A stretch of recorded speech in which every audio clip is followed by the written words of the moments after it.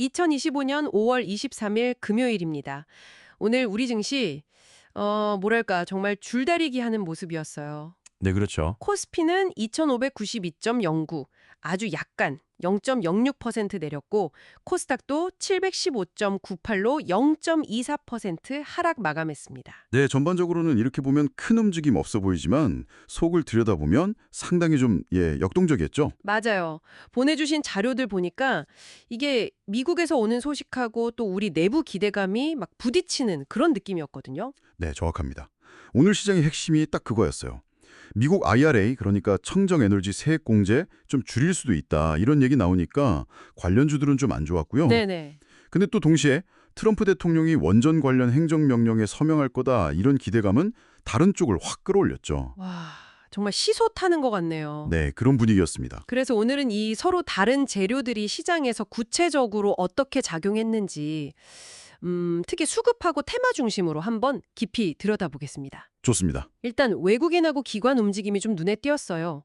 코스피에서 외국인이 563억, 기관은 1046억, 둘 다 순매도였네요. 네, 아무래도 미국 증시 자체가 좀 방향성을 못 잡고 흔들리니까 그 영향이 좀 컸다고 봐야겠죠. 아, 미국 시장 영향. 네, 이런 불확실성이 커지면 외국인이나 기관은 일단 좀 지켜보거나 아니면 위험 관리 차원에서 매도하는 경향이 있거든요. 그렇군요. 그럼 개인 투자자들은 반대로 좀 샀겠네요. 네, 개인들은 양시장에서 다 순매수하는 모습을 보였습니다. 역시 오늘 가장 직접적으로 타격을 받은 쪽은 그 청정 에너지 쪽이었군요. IRA 수정한 이야기. 그렇습니다. 이 소식 때문에 2차 전지 대표주들 있잖아요. 뭐 LG 에너지 솔루션, 삼성 SDI, 에코프로비엠 이런 것들 네네, 맞아요. 다 부담을 받았고, 태양광 쪽 하나솔루션이나 풍력의 CS 윈드 같은 이런 신재생 에너지 기업들도 주가가 좀 많이 내렸습니다. 어휴. 그래서 이쪽 종목들 가지고 계신 분들은 이 정책 변화가 앞으로 어떻게 될지 계속 좀 지켜보셔야 할 것 같아요. 아, 와, 진짜 정책 하나에 이렇게 희비가 바로 갈리네요. 바로 그 반대편에서는 또 원전 테마가 아주 뜨거웠잖아요. 네, 맞습니다.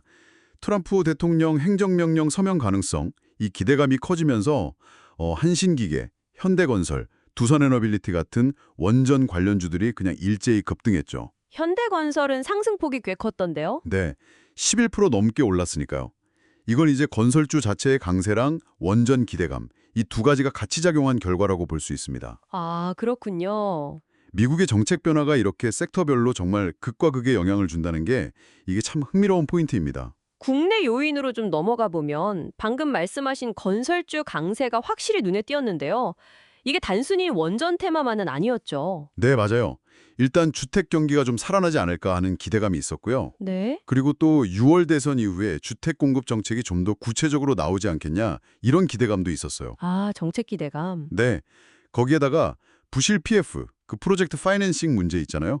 이게 좀 정리되고 있다는 소식도 긍정적으로 작용하면서 DLENC 같은 다른 건설주들도 괜찮았습니다. 그러니까 미국발 큰 이슈 속에서도 이렇게 국내 기대감이 있는 테마들은 나름 잘 버티거나 오히려 강했군요. 다른 테마들도 좀 있었죠. 네, 몇 가지 좀 눈에 띄는 움직임들이 있었는데요. 이창용 한은 청재가 CBDC, 중앙은행 디지털 화폐 관련해서 국제 논의에 참여하겠다, 이런 요청 소식이 전해지면서 KCT가 상한가를 갔고요. 오, 상한가. 네, 그리고 K패션 인기 여전하다, 이런 분석 나오면서 한세 MK도 상한가. 여기도 상한가군요. 네, 또 미국에서 양자 컴퓨팅 업체 주가가 급등했는데 그 영향으로 우리 관련 테마주들도 좀 움직였고요. 그리고 오늘 신규 상장한 인투셀, 네네. 여기는 뭐 거의 95% 넘게 급등했어요. 대단했죠? 이야, 정말 오늘 하루에 여러 이야기가 있었네요.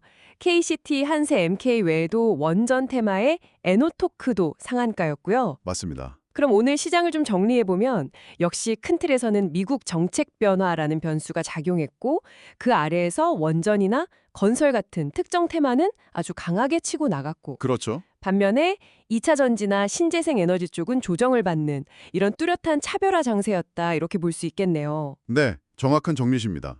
그리고 한 가지 더. 외국인하고 기관이 계속 팔았다는 점. 이거는 시장 전체 방향성은 아직 좀 신중하게 봐야 한다, 이런 신호일 수도 있겠습니다. 네, 알겠습니다.